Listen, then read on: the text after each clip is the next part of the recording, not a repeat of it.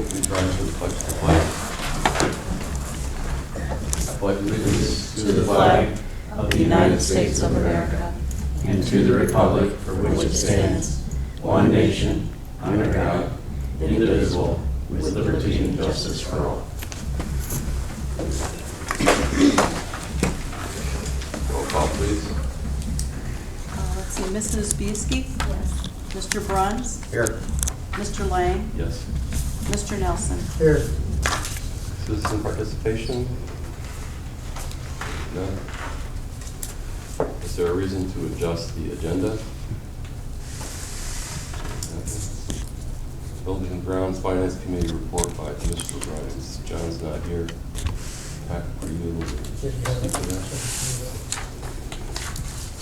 Yes, so President of the meeting with myself, John Rhines, also attending Superintendent Whelton, CFO Bullock, Food Service Director Tony Nagy, Dale Schworn and Steve Salyers from Wolgas, and Scott Heft from IDI, which is the architectural firm that we use, and Wolgas contracts as well.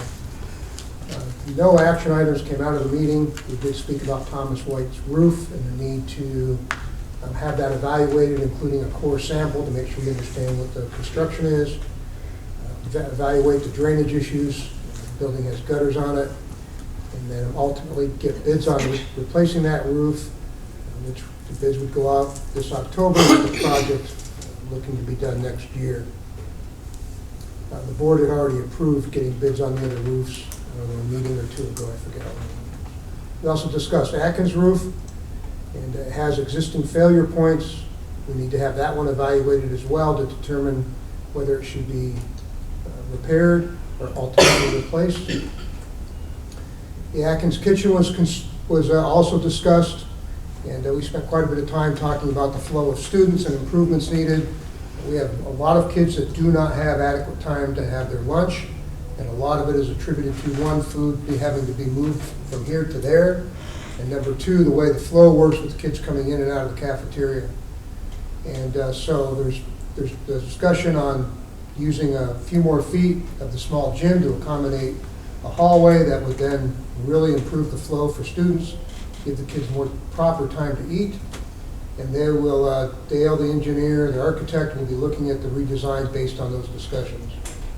And then Wolgas will work with the architect, Dale, on putting together realistic costs for us. The previous costs were ballpark figures, and we really can't work off of those. That was the extent of the meeting. No action items came out of it. Mr. Whelton, the Atkins and Thomas White roof replacement discussion. Really, I just want to point out that those roofs are in bad shape, and Thomas White and Atkins are leaking. We're going up and making those repairs, and we're going to have to stay on top of it again this year to ensure that we minimize damage as leaks are found. The most important thing is that we're getting started on this, and I hope to have everything out to bid in a time frame this October so that we're first to bid for next year. And Wolgas is confident that kind of time frame puts us kind of in the driver's seat for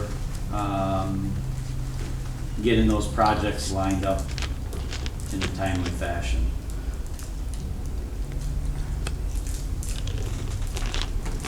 Thank you. Consent agenda, June and July 2019 check register, minutes from the July 10th, 2019 business meeting, July 24th, budget hearing and business meeting, June 24th, June 26th, special meeting, and personnel report. Can I have a motion to approve the consent agenda, please? So moved. Support. Discussion.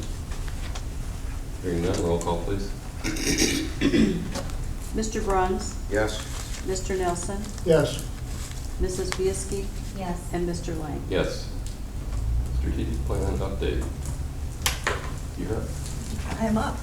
Okay, well, it's good to be back. So I was last here, if you remember, in May, not of 2019, but 2018. which is when you approved moving forward with your strategic planning process. And then we had a little pause that happened, and we are back at it now. We're gonna be full force this fall. So what I'm gonna run you through tonight is an input session that's gonna look very much like what we're gonna do with the other focus groups. I always like to do the board first, so you have a good sense of what's going on when you're not in the room. And notice I said when you're not in the room, because I'm gonna ask all of you, including the superintendent, not to attend any of the other focus groups. And I don't do that because we want to be very secretive about what's going to be said there. But what I want to happen is that we get honest, open feedback from all those other parties. And believe it or not, if any one of you sits in the back corner even of the room, it changes what they say to us. It makes them more inhibited, and we don't get a true picture of what they think and what they want for this district. And so you're gonna have to trust us. We do it this way all the time, and it works really well. So that's why I said I like to do the board first. I'll use some different methods of getting the same information from every group depending upon the size that shows up for those meetings. So you might remember that we're gonna do a couple of groups of students, so a middle school group and a high school group, and I'm gonna work through Mark with the principals to identify a group of kids to come and talk with us. And then we'll also do 2 different opportunities for staff members to give us input. We'll do 2 opportunities for the community to come in the evening. And then I'll also do a group with the administrative team specifically, so that, once again, staff can feel comfortable talking about whatever they want. And the administrative team will do so in Mark's absence. So he's here tonight with you, but they'll have the opportunity to talk without Mark in the room as well. Again, what we want is that open, honest feedback so that we build the plan on a good, solid base instead of something that isn't really accurate for us. Does that make sense? Okay. So what you're gonna see is the same PowerPoint. There's a bunch of things that pop up. The same PowerPoint I'll use with all the groups because we're asking the same questions. And again, you might remember that in addition to those face-to-face focus groups, these same questions will be online. Mark already has the link for the survey, and so for those folks who can't or just don't want to come in and talk in person, they'll have an opportunity to still participate. And we're going to put that link out far and wide in school newsletters and all the other ways that Mark can think of to advertise it within the district. All right, so with that, so the first thing we'll do is talk a little bit about what is strategic planning and why the district is doing it, right? So what we want to do is put a roadmap in place, we identify where we want to be in the future, and then we figure out how we're going to get there in measured steps.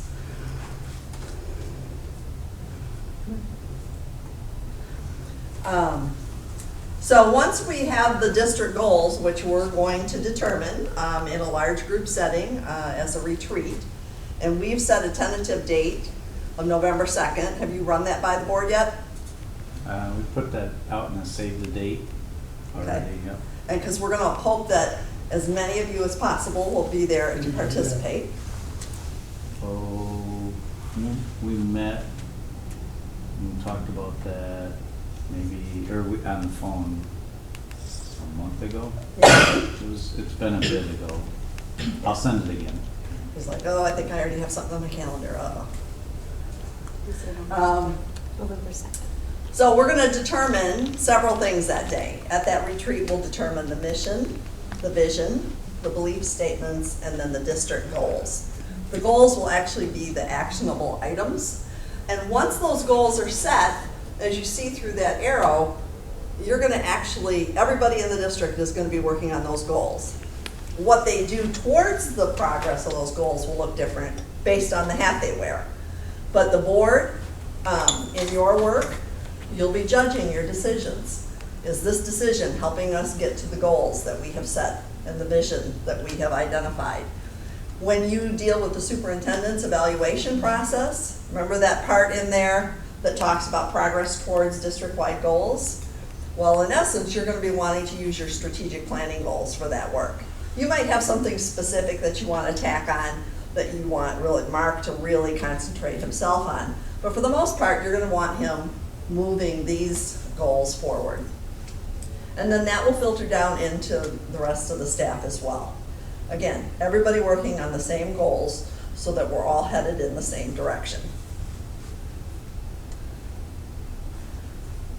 So just as a reminder of what the process actually looks like, we're kind of in the middle of those first two categories.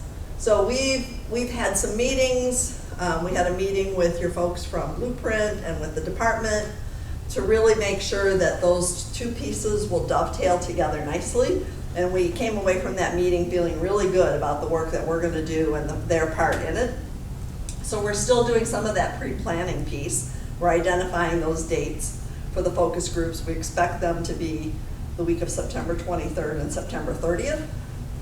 But here we are also in column 2 where we're starting to do the actual work. So 2 kinds of data we're going to collect. Qualitative, which is what we're going to do tonight. Perspectives, right? People's perspectives about the district. And then there's going to be the quantitative data, which is the hard data. So Mark and I still have yet to identify the 5 districts that we're going to see data for. But he has a chart. He's looked at those districts, and we're going to come back together with the final districts that we're going to look at. So we'll be working on that then through the end of September, potentially into the beginning of October when we actually start the analysis of all of that stuff. Then we'll come together, hopefully on that November 2nd date. And like I mentioned, we're going to actually determine mission, vision, beliefs, and those district-wide goals. That'll happen in that retreat with about 40 to 45 folks, a good healthy mix of internal staff and the board, along with the community. And Mark has a grid that he's working from to kind of put all the pieces together so that we make sure all the voices are heard in the room that day. By all means, provide Mark with some suggestions for people to be there, but know that ultimately he and I will pick the final group based on those hats, those perspectives that we need in the room. But we certainly want your opinions of who might be someone that we would really want to participate in that room. Again, it'll be all sorts of folks, including hopefully a couple of students, but staff at all levels, parents, and other community members as well. Then after we do that, we're going to come back one more time and meet with Mark and some identified staff members. No community and no board this time, because we're going to move from what we want to happen to how we're going to make it happen. And that day we'll identify the first year objectives, and we'll work through teaching your staff how to break it down into the action plans and how we can, again, meld it with the blueprint. And then at that point, your staff will feel comfortable leading implementation of various projects in the plan.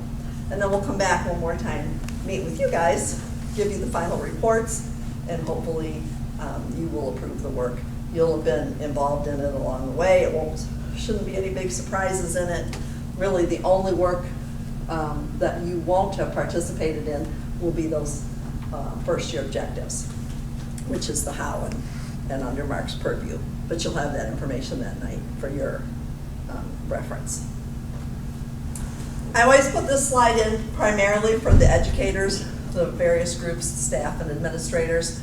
We will have SMART goals as part of this process. They typically aren't in the overarching district goals. They'll be in those first year objectives so that we can nail down exactly what has to be accomplished, how we're going to measure it, and the time bound piece of it. But SMART goals are definitely a part of this process. Questions so far? Nope? Okay. So I mentioned the stakeholder input, face-to-face, the online survey. That's the survey link. Again, Mark already has that. So the first question, and again, these are the same questions whether you're face-to-face or online. The first question is, what is it that we do really well here? We want to build on our successes and on our strengths. So what I want you to do, each of you has some giant Post-it notes. I would like you to come up with at least 2, preferably 3 things that you can list, and you can do it on a single sheet or you can break it up, it's up to you. You're gonna write nice and big and you're gonna try and write legible so that I can transcribe it tomorrow when I get back to the office and I don't have you to ask, what was that you wrote down? And I've given you a marker. So if each of you would list at least 2, preferably 3, what are our strengths here at Bridgeport Spaulding?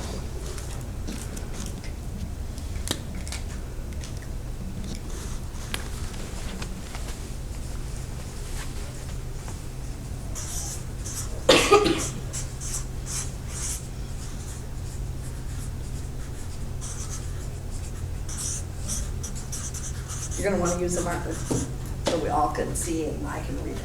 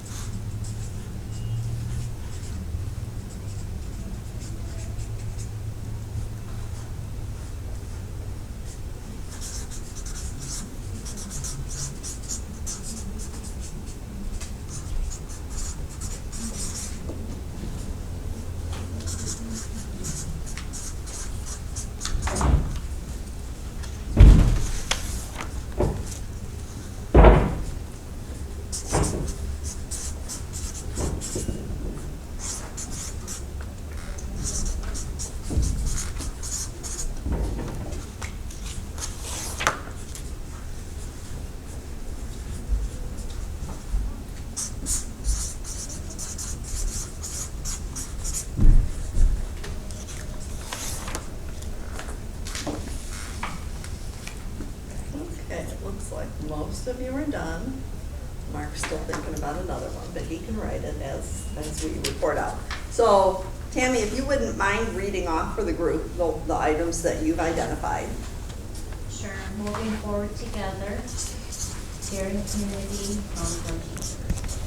Okay. And Jay, how about you? Diversity, our academics improving, community support for athletic events.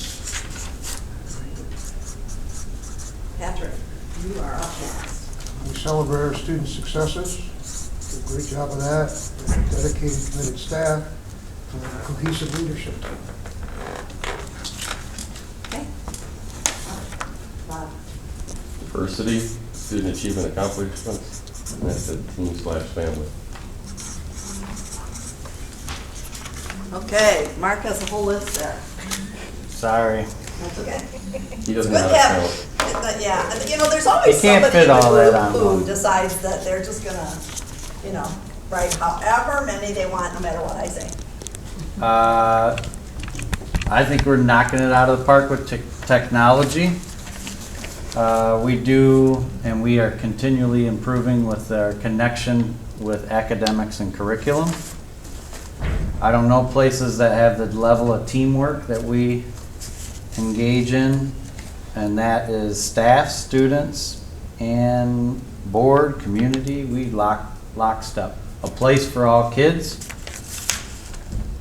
I think we are literally knocking it out of the park again on our social emotional, our student health, and our nutritional supports, culture and climate, and cohesiveness. Okay. I'm not gonna post all of his up, because I need to take them down for the next one anyway, but, you'll notice that we did have some similarities, right? We had some staff, multiple people talked about staff, multiple people talked about community support. That's good, that's what we wanna see, right? Is that the perspectives are somewhat similar. That's what we're gonna look for when we do the analysis. What are the big ideas that across all groups. And interestingly enough, especially with the students, some people are a little apprehensive about us pulling student perspectives in at times. And you know what? They are not that different from the rest of the groups. When we isolate each group and what they have told us, they're dead on. They know exactly what's going on. They are paying attention to everything, and they're identifying the same things that all the other groups are identifying. But we'll look for those differences. If there are big differences between what the staff and the community think or whatever, we'll pull that information out, and that'll be shared that day of the retreat. What's nice, now I didn't have any here that I didn't understand, right? But what's nice about the face-to-face groups is that I get to press for clarity, right? If somebody reports something out and it's kind of like very district specific and only the insiders would know what they're talking about, well, I'm going to be able to ask that question. We don't get that opportunity when people participate online.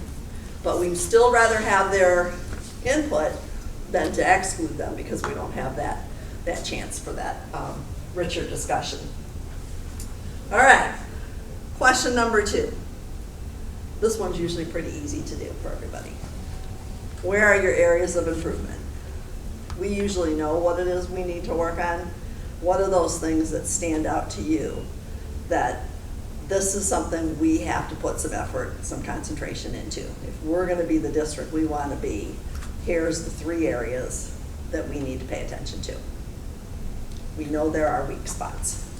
So go ahead, do the same thing, jot them down on paper.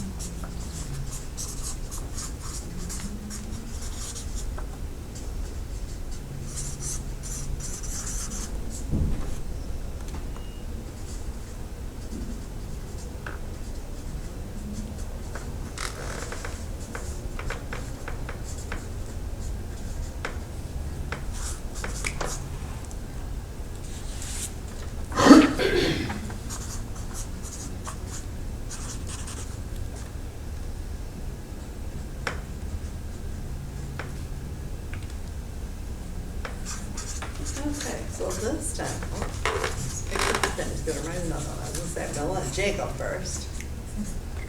We'll let him finish his thought. All right, what are some areas we need to work on, Jake? I put test scores, student count, up-to-date technology, real-world course offerings / trades. Okay, so for your student count, what did you guys budget this year? Did you budget a loss? Mm-hmm. How much? Big one? Maybe 30. Okay. So we'll all cross our fingers and hold our breath until count day comes in and see how close you are. We came in well last year, so. Okay, Patrick? Parent involvement, academic success / support, under that I have in parentheses support structure. For your benefit, we have a large population of kids that do not have an adequate support structure outside of our buildings, and that causes our teachers to struggle getting Yeah. through that.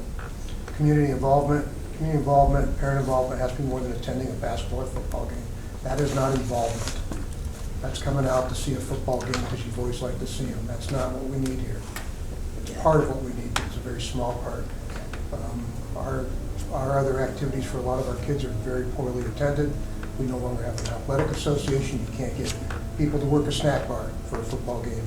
So our sinking fund millage passed by 3 votes. So community involvement is nowhere near the level that it should be.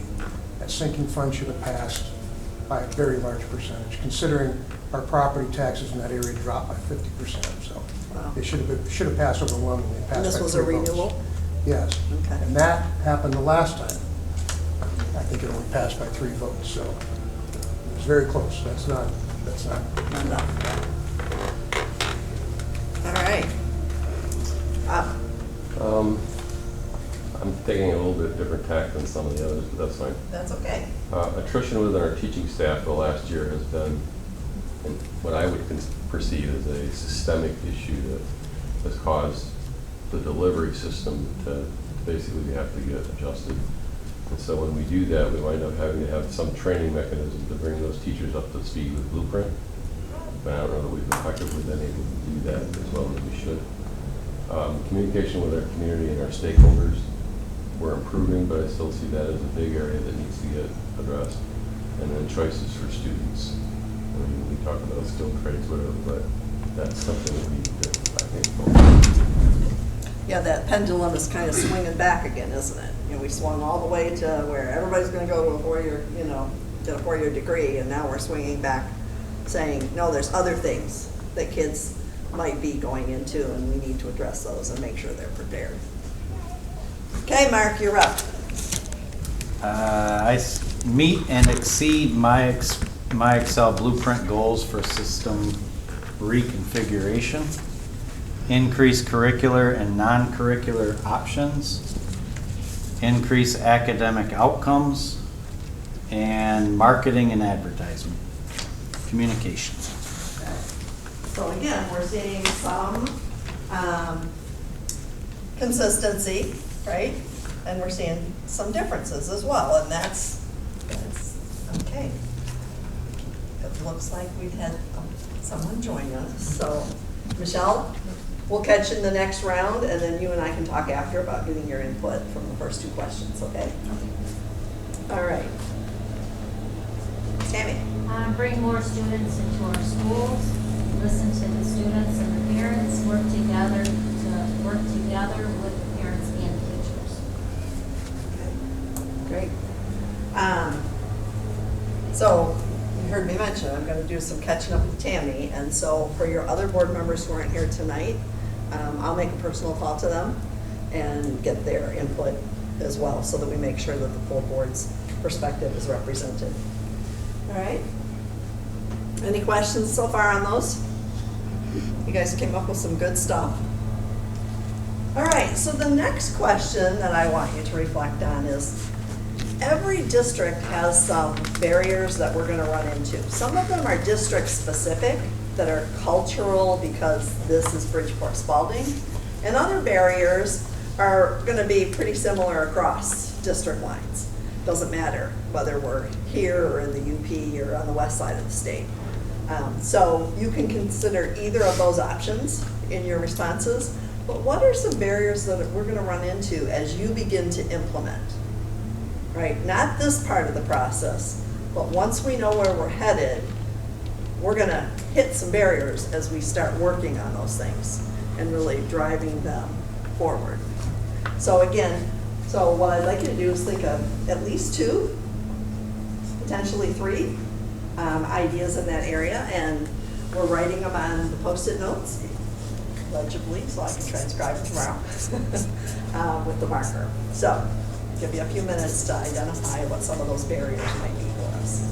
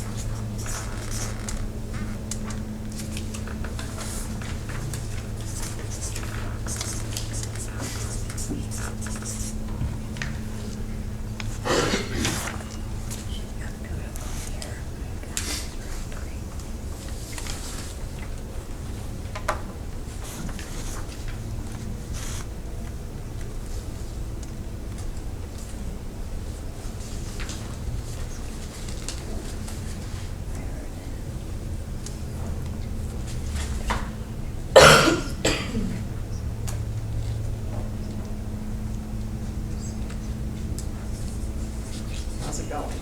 Sometimes this is tough. And sometimes there's a story you're like, yeah, that's gonna come up. It always comes up every time we try something, this thing comes up, right? So it's somewhere in between.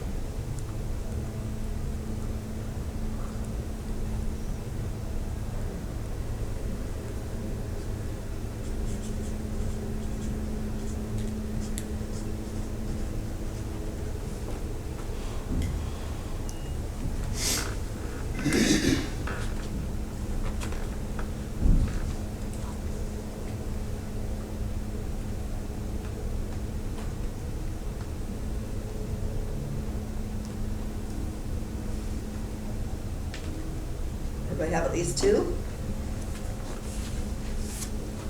Nope. Well, that's not all bad. If we can't think of barriers, then that's a good, I mean, if they're not there. All right, so Patrick, you're up first this time. Finances continue to be a barrier for us. Do everything we want that to do. Participation level by the stakeholder groups. And attitudes. There's a perception about Bridgeport that makes it's very difficult to overcome. It's been here for a very long time. And it's very difficult to get people to overcome that perception and that attitude towards the community and our school district. So those are key barriers to it. Okay. And what is that attitude? That you don't have a positive environment. Bridgeport in and of itself is not positive. There's perception that there's always problems here, problems within our school district with our kids, and there really aren't. I don't believe we have any more problems than anybody else has. We have key leaders in this community that have taken their kids to other districts because of the perception of this district. I don't get it. My kids graduated from here. If my grandson lived here, he'd go here. I understand it, but it's here, and it's real. Well, and that's one of the reasons that we look at that district data, and as Mark and I determine which districts we're going to look at, I'm going to suggest some of the ones that you're losing the most students to, so that we can really take a look at their data to see, is it really that much different than yours, and if so, in what areas, right? Or sometimes it's that perception issue, right?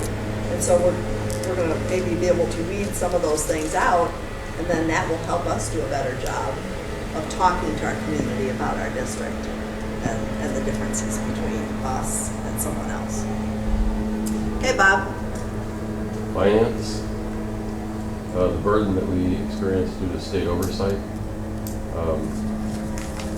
lot of people don't understand that they just keep piling when they come in and they're going to do oversight.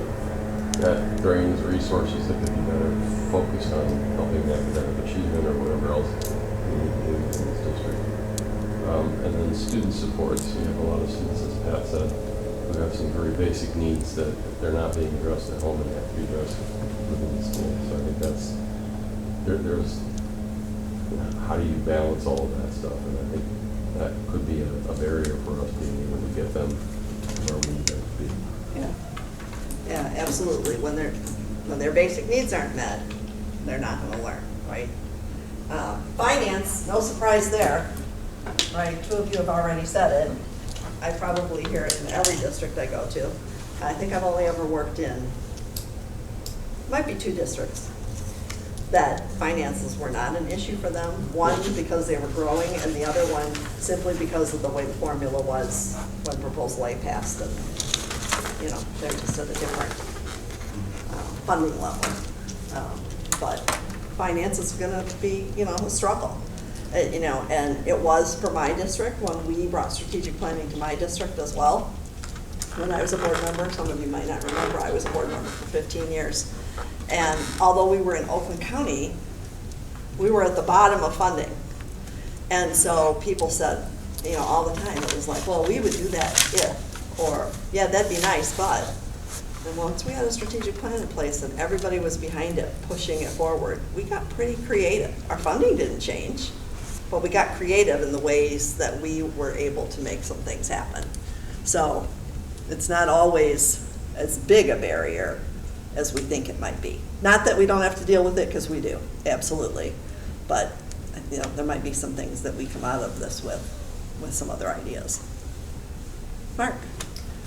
I wrote communication, but it's targeted, external reciprocal communication. So two-way. Two-way external, fluctuating student population, and adult and student engagement and involvement. Okay.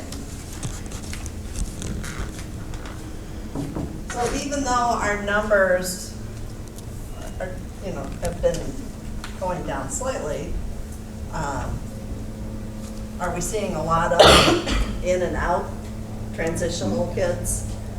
Yeah, our numbers fluctuate. I mean, we are becoming a better known destination. Maintaining those year to year and having consistency is tough because we do have a higher percentage of non-resident students that we support. So they're more transient. Yeah. Okay. All right, Michelle, we're going to ask you to participate this time.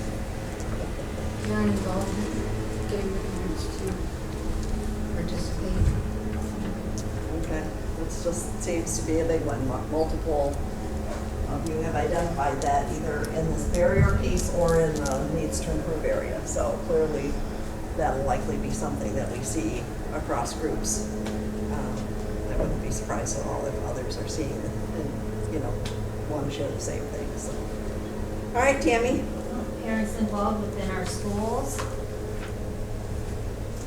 Okay. Jay? Lack of involvement, funds / Lansing.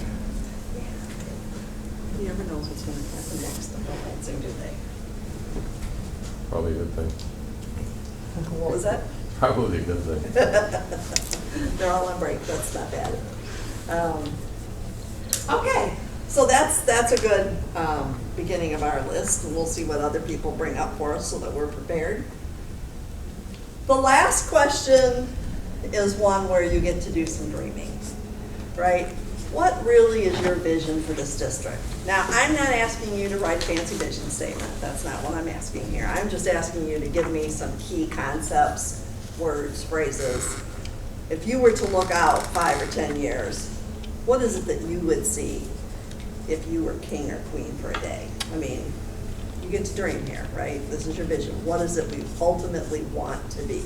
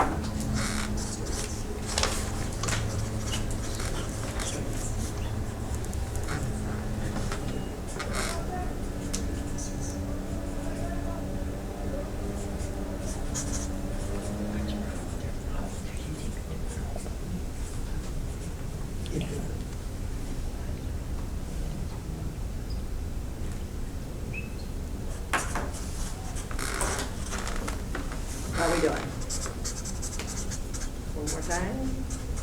We know that Mark's just gonna keep writing, so. Okay, Bob, why don't you go first this time? I said the place to be both for students and teachers, active community involvement, high student performance, a leader in the state.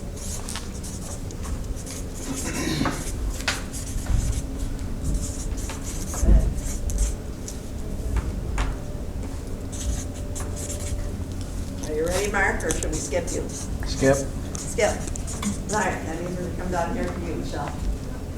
More residential students, better family, parent participation increase, and perception of our school as a community.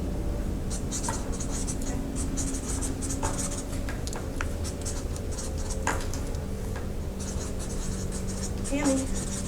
The school district, I'll be happy with one of the top 5. Family, friendly and caring school district and family. Okay.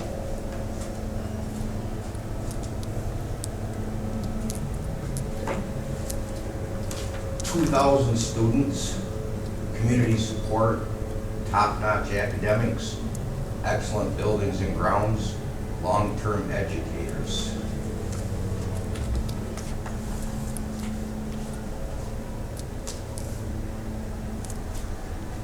Okay, Patrick. Well, it's to be known as being a positive, safe, offering a positive, safe environment where students are challenged and supported for their academic success. It wants to be known as being technologically advanced, offering courses to support every student's dream and goal. Okay. Mark, we're back to you. There's not enough pieces of paper in here to list all the Well, I can things give you in more, my but you head, can also but- go online and do it. So, in my vision, and this isn't just on paper, this is the reality, we are the leaders, that we're doing the things that other people go, wow, you're doing what? That we dominate our region with programs and success that takes kids anywhere they want to go, doesn't matter. That we become the destination with the facilities, the curriculum, the activities, and freedoms to provide incredible opportunities, a place for all students, and I have 2 different ones. A place for all students even after graduation, that's school to work to whatever school. They got a place here in Bridgeport, and a place where every student is connected to our school and our community. Okay. All right. Now, was there anything that your colleagues might have said that spurred you to go, oh, I should have said that? Or you, I'm pretty comfortable with the ones you identified. So what I'm gonna tell you now is the same thing I tell all the other groups. If you're like me, you're gonna be driving home later tonight or some other time, and you're gonna go, that's what I should have said for whatever question, right? If that happens, then go online, fill it out, especially for you as a board. I know how many board members there are. I know how many participants we're gonna have in that group. It's gonna identify you by group. But go on there and add that feedback, right? If you think of something that you think is important to share, then I want to hear that. I'm gonna be the one who's gonna read every comment.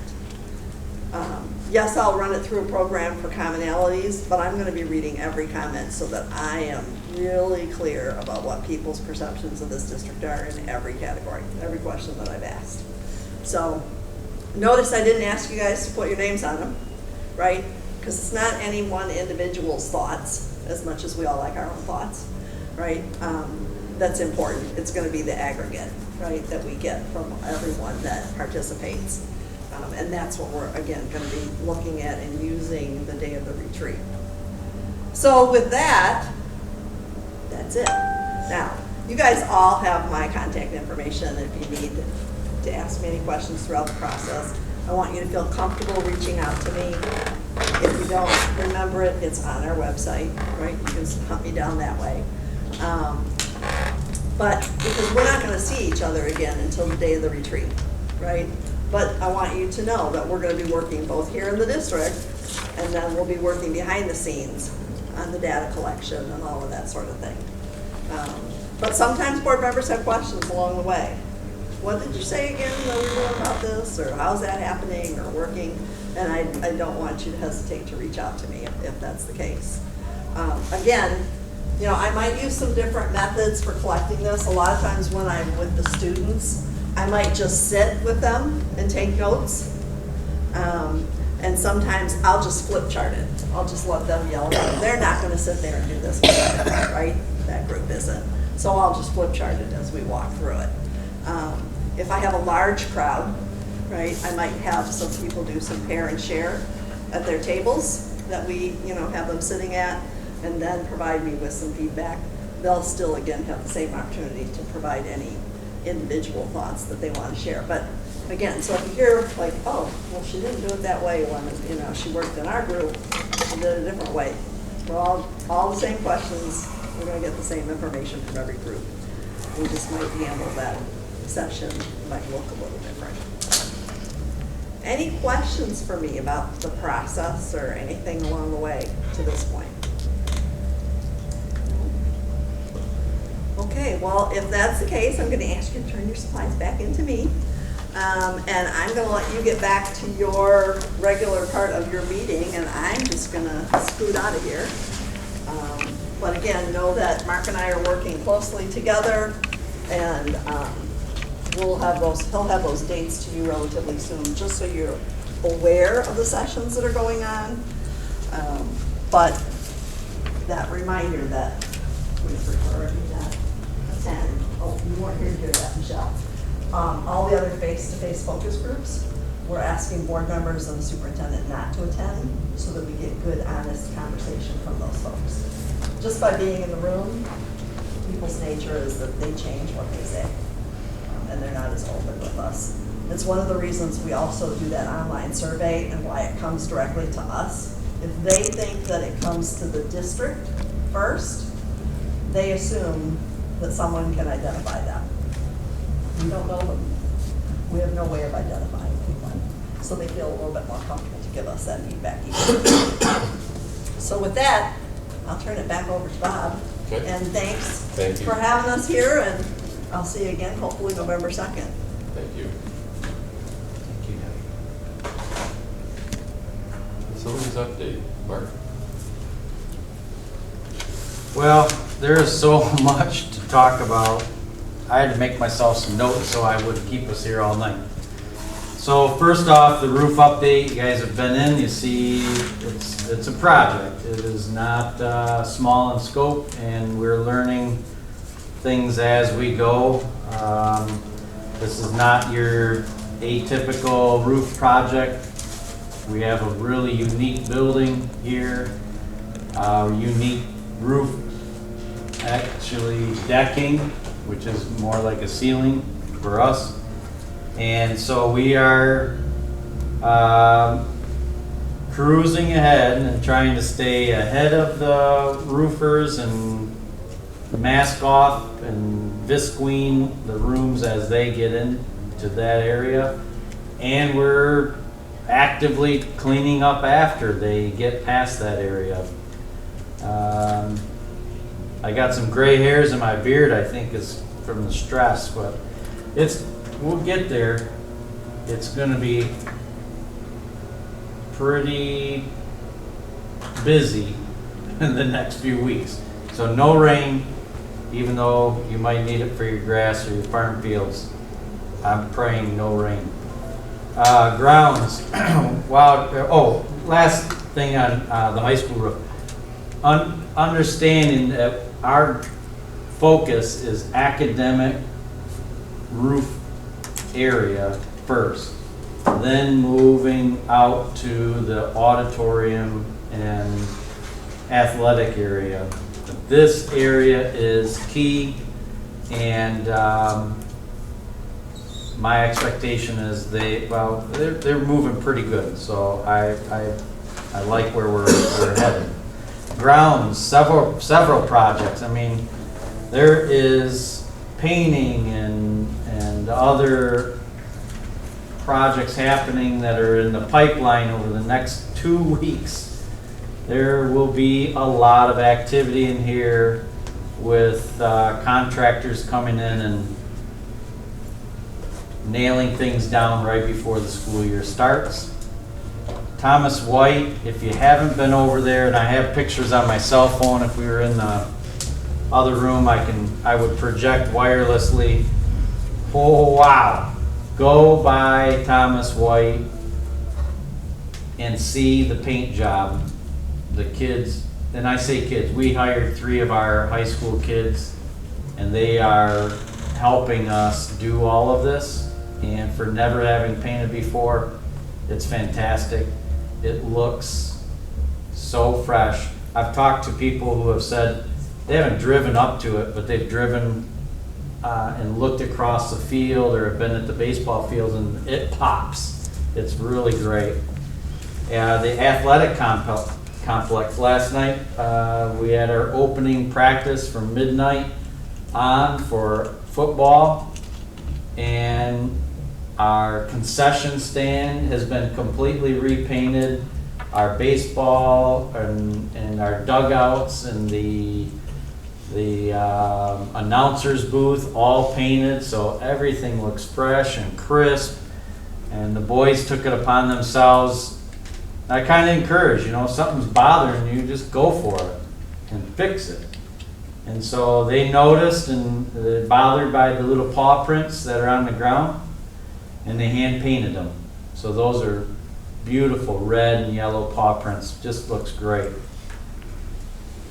The facilities, Thomas White, in the next, currently happening and trying to rock it out as fast as we can. The school's coming up quickly. Carpet installation, the west end of the building, all new carpet, and we'll do the east end of the building when we get farther out, either if we can do it, if we can get a contractor in there later this year, or at worst case scenario, that entire end will be done in the summer next year. Countertops in every classroom, new. Cabinets are being refaced currently. The sinks in those rooms replaced, and the first grade move is all done. Everything is over at Thomas White, and we're just staging everything until we get the projects done, and then we can move his stuff in. Bathroom renovations here at the high school. I know we've talked about this individually. All of these countertops will be replaced, sinks, everything long-term.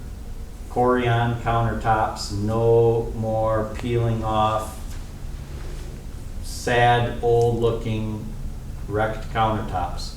Be fresh. Custodians are painting, new mirrors, just everything speaking to what the kids mean to us. They matter, and we're putting the investment in. That's the facilities update. I'll leave it at that. Thank you. Exciting. Okay. Thank you, Mark. Board and Superintendent Comments. Chuck, Just glad to be here. glad you're here. Tammy? Well, I'm glad that I was able to hear that. I think we all have the same goals, and I'm really happy and proud of that. Cool. Thank you. Jay? Thanks to the staff that's here all summer long, keeping the wheels rolling. We have a seamless opening day, which is coming right up. I can't believe summer's almost over already, but a lot of good things going on in the district. I'm glad to hear that from the superintendent. One thing that's been bothering me a little bit is, and I know this is it's a nationwide issue, and I've heard it before, was that teachers have to get into their own pockets throughout the years and purchase supplies for their classrooms. And like I said, it's a nationwide issue. And I heard that we have that issue here. I heard it over the weekend. I was a little bit upset to hear that. And I know we don't have any teachers here, but What exactly, when our teachers are going into their pocket to purchase items for the classroom, what are they purchasing that's not supplied by the school district? And Are you like I asking said- me right now for a response, or? Yeah. So, Jay, I've been in this business almost 20 years, and I've been in districts where they're flush with cash, and I've been in districts where there's 17 million in the hole. And I think across the board, when we talk about I'm purchasing materials for my classroom, we got to dig deeper into what are you really talking about. And paper, pencils, those needs that are there, those are supplied, and we have a lot of those supplies. Well, that's why I was order a ton. hoping there was a teacher here that could answer that, because I know we do supply, we have paper, we have pencils, we have all that. But what else are they buying? You know, it's that begs for more information. And for example, I might say when I was a teacher, that blue ribbon that goes around the cork board over there so you can make a bulletin board. And I was in a very affluent district at that time. I picked up my own, I did that. Nobody ever told me I could go buy and bill somebody for it. And yet I look at something like that, and we have stored in lots of places that kind of stuff. It's all over the place. And so accessing that storage or what's in that is something that if a teacher's going out and buying something like that, they don't have to. I did hear things like Kleenex and hand sanitizer, that kind of stuff.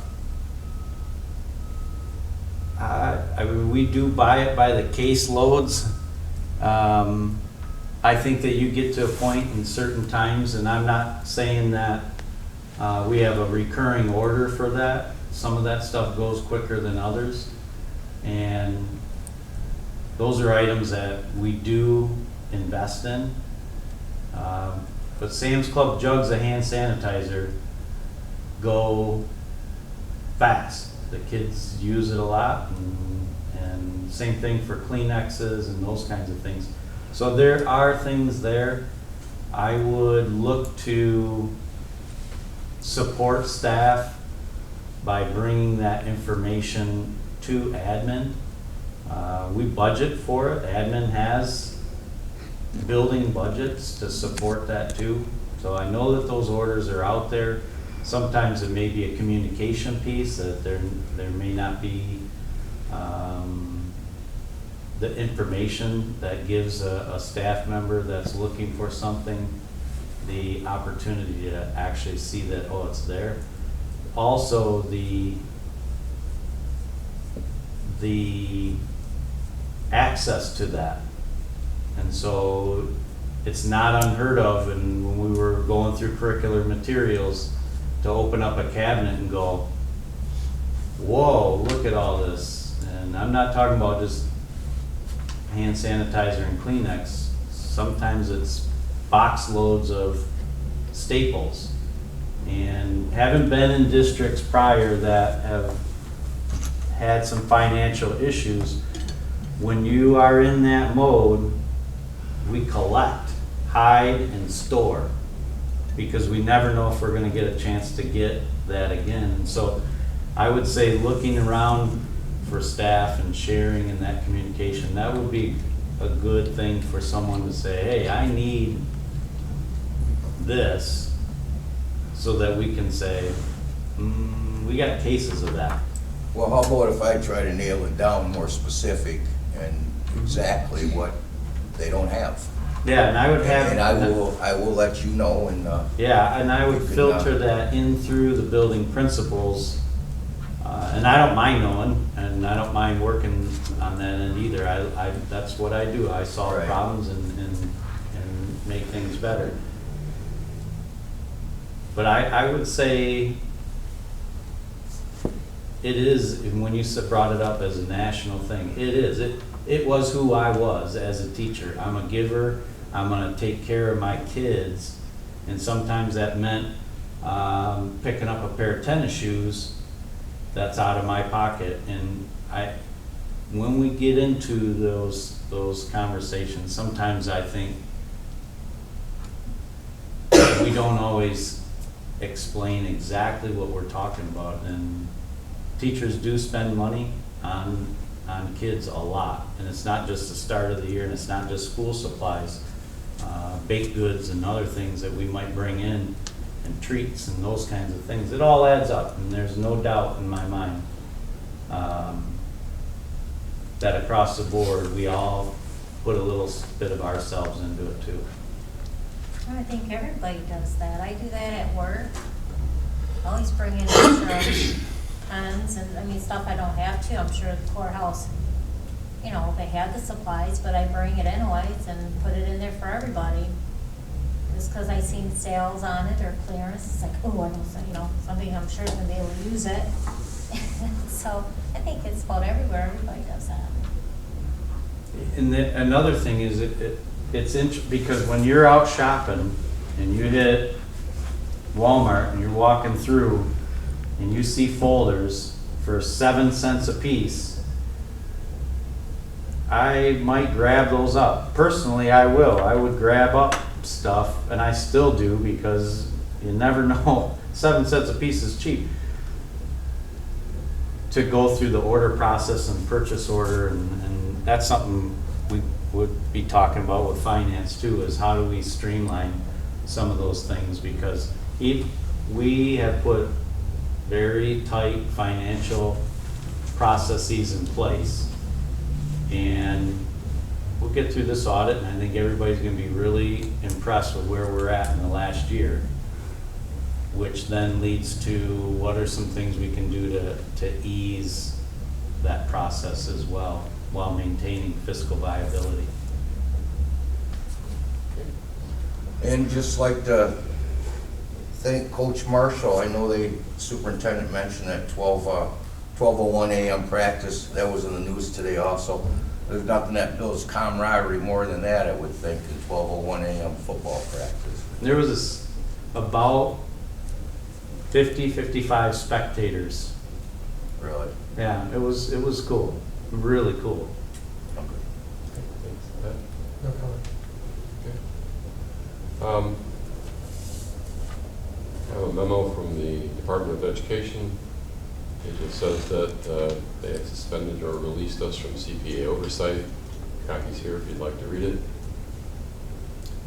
I think by their very nature, teachers go into teaching because they're altruistic, and they would spend money out of their own pocket even if they had everything at the office. So we just need to remember that's kind of the nature of the animal in some cases, or I would say in most cases. So that's all I've got to say. Mark? Really cool. We spent 3 years at the mechanical level on Blueprint and got our appraisal last August stating that we had completed the things that we needed to do at the mechanical level. And then in 1 year, we completed everything we needed to do at the lobby level, and we are clean into the 3rd level of the Blueprint right now, and expect our appraisal sometime in January, February. So I want to tell you that this is about staff, administration, our entire core group working together to redesign and implement a system that we can count on, and it's not dependent on an individual person. And so I want to highlight that, because it's 3 years, 1 year, and we're moving to about 7 more months, and we should be into the 3rd level, and that's very commendable. I love it for our staff. I can't wait to share that with them on opening day. Also, staff flexibility. Our district office staff got blown out of our offices for multiple days because of the project over top, and then we literally, I know I had a panic attack. And the office staffs that are here, and I'm speaking specifically to the high school, our flexibility as a group has been awesome. We have summer school going, teachers are here, they've been open to moving around and shifting to stay out of the way of all of this. And so I want to thank them.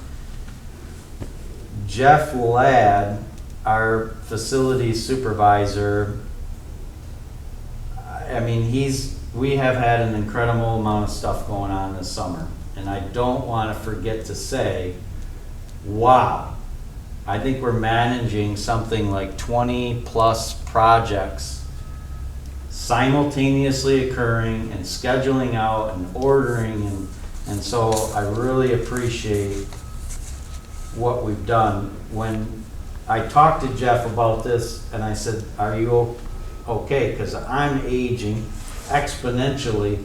And he said, Mark, in my time here, I don't think we've ever done the level of projects, and we've never done the number of projects that we're getting accomplished.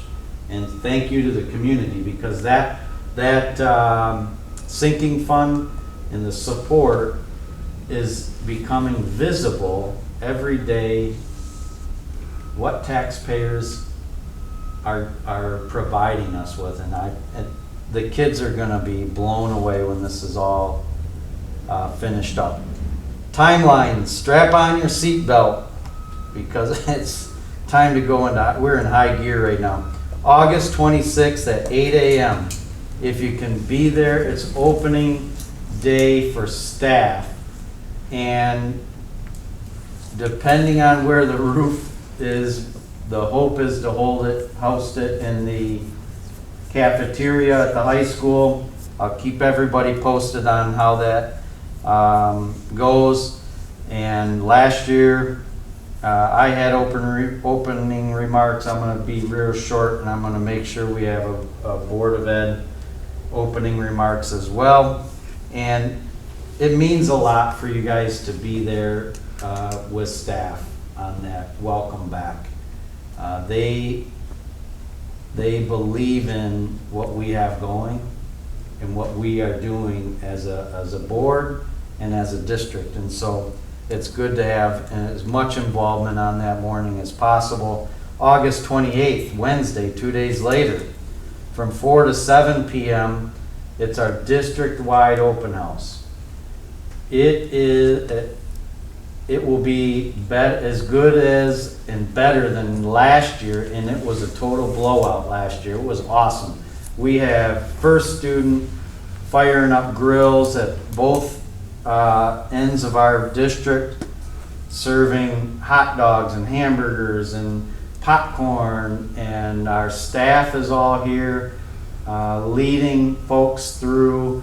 I think last year was just so exciting. We were signing up kids, so many families and kids coming to sign their kids up to attend our schools that I think we had about 9 people working the desks at Atkins, making sure we were getting everybody packets and everything that they needed. So it was really exciting, and we're going to do it up this year with our drones and some other activities for the kids, and so I'm excited for that. September 3rd is the day after Labor Day. That is the first day of school, and I feel like I'll finally be able to breathe.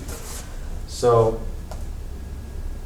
pray for that day, because that is an exciting day. There's an energy that comes along with it. And you see the commercials with kids trying to pick out their outfits for the opening day of school, and it's no different. We all want to look our best on that first day. So like the kids, we want to put that best foot forward from the district, and I'm excited that we're going to be able to do that with a totally new look in a lot of places. So very exciting stuff. Thank you guys for participating. and your communication with staff and those open lines of communication, those don't exist everywhere. That's one of the things that makes Bridgeport special. It's why we're a family and why strategic planning like this supports. I mean, we're talking about rapid growth in a short amount of time, and that's the energy that keeps us all going. So thank you. Thank you. Is there anything else for the good of the cause? Send some emails out on that August dates, if you would, please. Thank you. Anything else? Hearing none, we are adjourned. Thank you. Have a great rest of your evening.